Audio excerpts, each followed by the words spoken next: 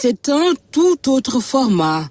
Une des innovations de l'édition 2024 du concours général.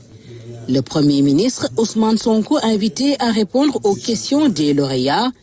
Il y en a pour les politiques dédiées à l'éducation et pour la trajectoire du leader. Personnellement, je vous une très grande admiration. Et je pense que c'est un sentiment qui est partagé par une grande partie de la jeunesse sénégalaise. Quand on regarde ces dernières années, tout ce que vous avez vécu, des moments difficiles et parfois dans des situations qui étaient même dangereuses, je voulais vous demander, est-ce qu'il vous arrive d'avoir peur? C'est une question assez complexe.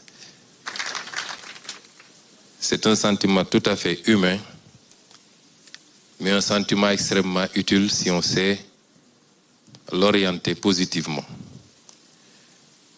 J'ai tout le temps et toujours peur, sauf lorsque je suis convaincu d'avoir la vérité avec moi.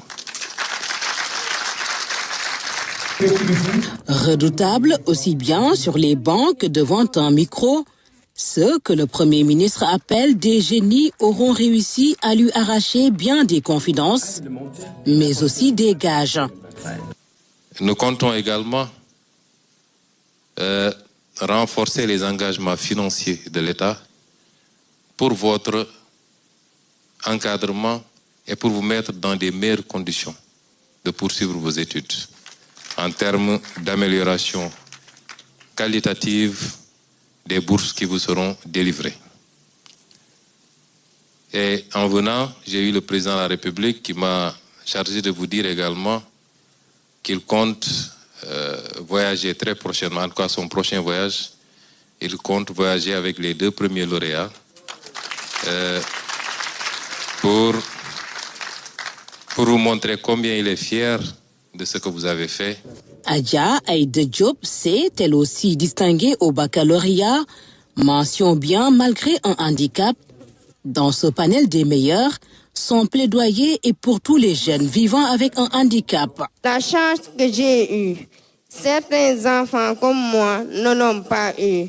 Ceci me pousse à vous demander, Monsieur le Premier ministre, que comptez-vous faire pour nous enfants en situation d'handicap?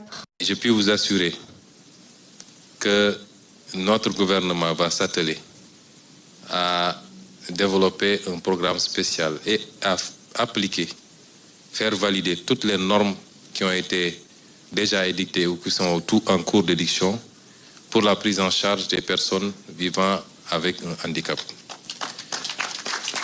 Le moment était ainsi instructif et informatif. Beaucoup d'annonces fortes également du Premier ministre.